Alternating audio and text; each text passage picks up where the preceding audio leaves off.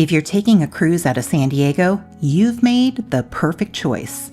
In this video, I'll show you everything you need to know about cruising from this stunningly beautiful port, including how to get here, parking information, nearby hotels, and attractions that sometimes go under the radar but are well worth seeing. San Diego is one of those ports where arriving a day or two early isn't just a good idea, it's a must-do. Hi, I'm Tiffany from Destination for Vacation. Thanks for joining me. San Diego's cruise terminal sits right in the heart of downtown. There are actually two terminals. More likely than not, your ship will be embarking from B Street Pier at 1140 North Harbor Drive, which can accommodate 2 cruise ships at a time. Broadway Pier, less than a block south, is more typically used for day cruises in the harbor, but has been known to occasionally host some cruise ships as well. Either way, you're on the water in downtown with the skyline behind you and the bay right in front of you.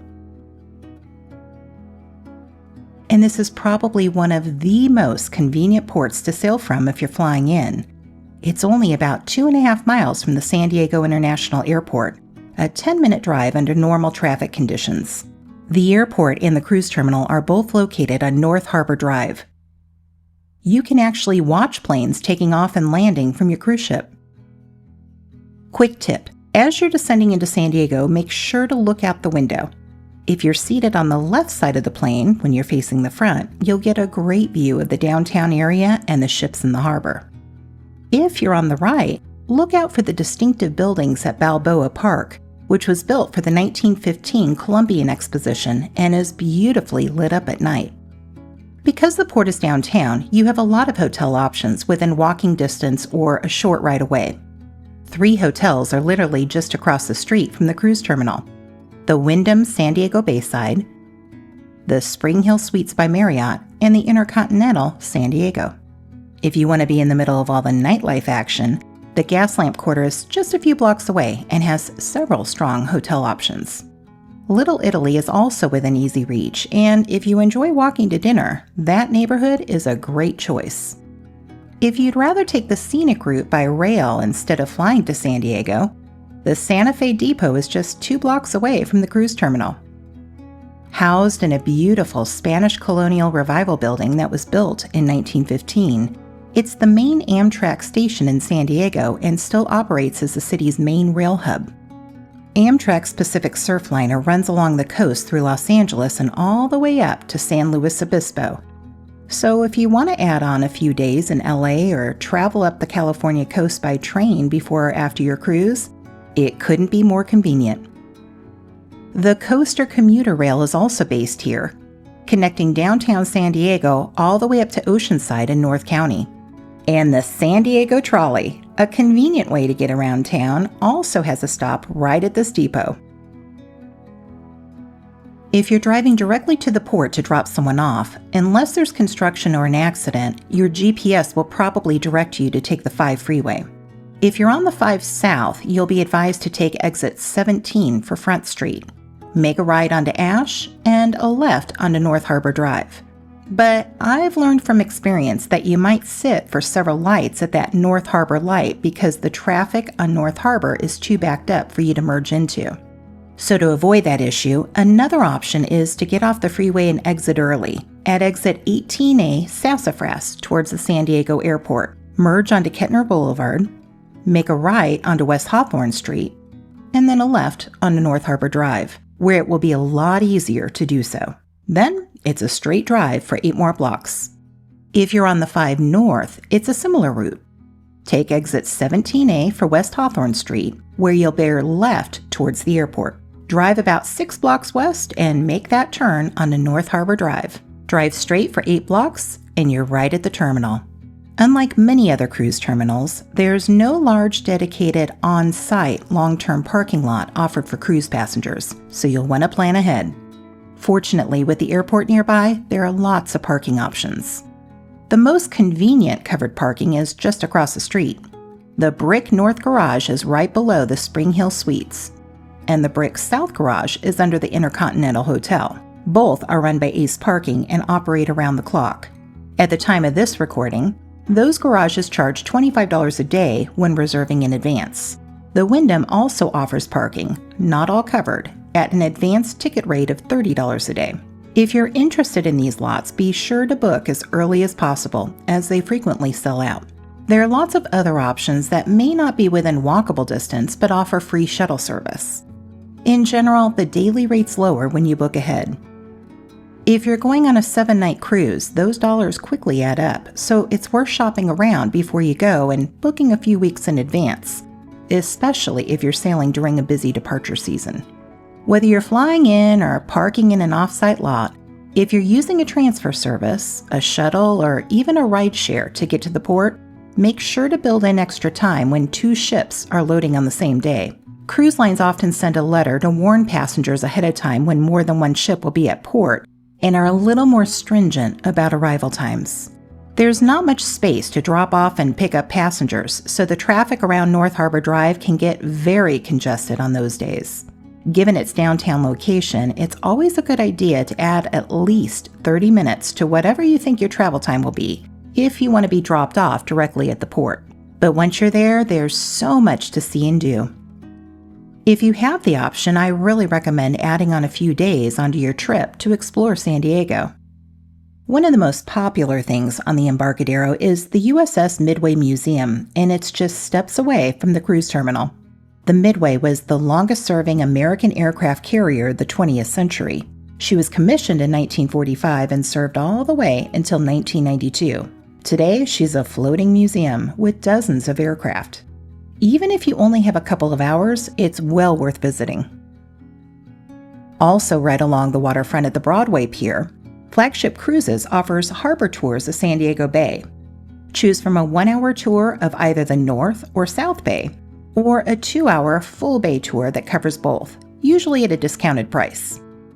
If you only have an hour to spare, go with the South Bay tour because you can see the North Bay sights from your cruise ship. The South Bay tour is fascinating. You'll sail past Coronado, which is actually a peninsula connected to the mainland by a long, narrow strip of land called Silver Strand, but it feels like an island, so it's often referred to as Coronado Island. It sits right across the bay from downtown San Diego, and the sweeping Coronado Bridge, which opened in 1969, connects it to the city. Unlike your cruise ship, this tour passes under that bridge. While you won't see it on the tour, the Hotel del Coronado is Coronado's crown jewel. It opened in 1888, and at the time, it was the largest resort hotel in the world.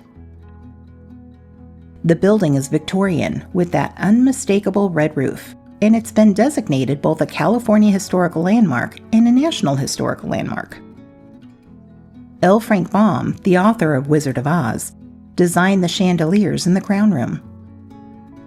The hotel has a rich history of hosting presidents, royalty, and countless film productions over the decades. It's a hotel worth considering pre- or post-cruise. I'll share a link in the show notes below. If you're seated on the left side of the plane upon takeoff from the San Diego airport and your plane swings left to head east, look down during that turn. You'll likely spot the words Hotel del Coronado in the sands below. But Coronado is also deeply tied to the U.S. military. Naval Station North Island occupies the north end of Coronado, and it has the distinction of being recognized as the birthplace of naval aviation. The Navy's first flight training school opened here in 1911, just 8 years after the Wright brothers. Today, North Island is one of the most active naval air stations in the country. You'll get great views of it from your cruise ship on the port side as you sail out of the bay.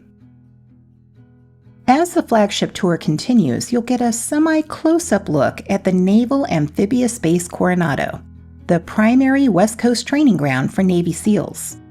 The base was used during World War II to train amphibious landing crews for the Pacific Theater, and it's been home to special warfare training ever since. Basic underwater demolition SEAL training takes place on these beaches. The Naval Amphibious Base section is off-limits, but you can get views of it during your flagship tour. You'll also get fantastic views of active U.S. Navy surface ships in their berths, destroyers, cruisers, and support vessels. While you can spot some of these ships from a distance on your cruise ship, the flagship tour will provide excellent views.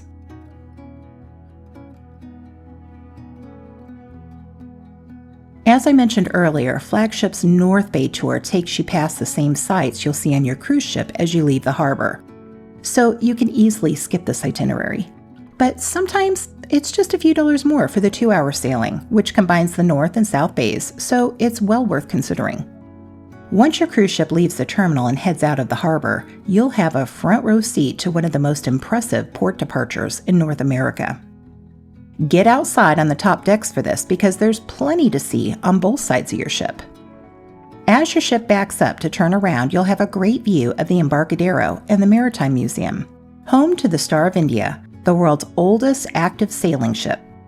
As your ship starts heading out, stand on the port side and you'll get some distant views of the Naval Shipyard, Coronado Bridge, and some great views of North Island Naval Air Station. But don't forget to look up and down as well because there's a lot happening in these waters. California sea lions are a constant presence in San Diego Bay. You'll often see them lazing about on docks and harbor buoys, and they're surprisingly active in the water near the channel. Stand on the starboard side as you're leaving and you'll get a great view of them while passing Shelter Island in the bay. Brown pelicans are everywhere along this stretch of coast, and you may also spot cormorants and great egrets in the shallows. As you approach the mouth of the harbor, keep an eye out on the starboard side of the ship because you'll be passing by Naval Base Point Loma, the home to submarine operations since the 1940s. Today, it's home port to a squadron of nuclear submarines. The Cabrillo National Monument sits at the tip of Point Loma. That's where Juan Cabrillo first made landfall in California in 1542, making it the site of the first European contact with the west coast of the United States. It's a striking piece of coastline with views for miles, well worth a visit before or after your cruise. Here, you'll stand more than 400 feet above the Pacific. On one side, you're looking back at the entire San Diego skyline, and you'll even be able to see Tijuana, Mexico. On the other side is the Pacific, where it's not uncommon to spot migrating whales. Many people go here for the tide pools, which are considered some of the best in California. I'll link information about this must-see stop in the show notes below. Dolphins are frequently seen near the mouth of the harbor. If you're sailing in the morning or evening, there's more than a reasonable chance a pod will come right up alongside the ship. Harbor seals sometimes rest on the rocky outcroppings of Point Loma, and there's a well-known sea lion colony not far from the submarine base. Once you clear the harbor entrance, you're in the open Pacific and the city recedes behind you. It's a beautiful way to start a voyage. San Diego is one of those ports where the experience begins before you even step on the ship. The waterfront, the history, the wildlife, and the sheer scale of the naval presence make it unlike any other U.S. departure port. If you have the flexibility to extend your trip by a few days, take it. You won't regret it. If this video helped you plan for your San Diego cruise, I sure would appreciate it if you give the video a thumbs up, as it really helps small channels like mine. And please do consider subscribing for more cruise videos and travel planning tips.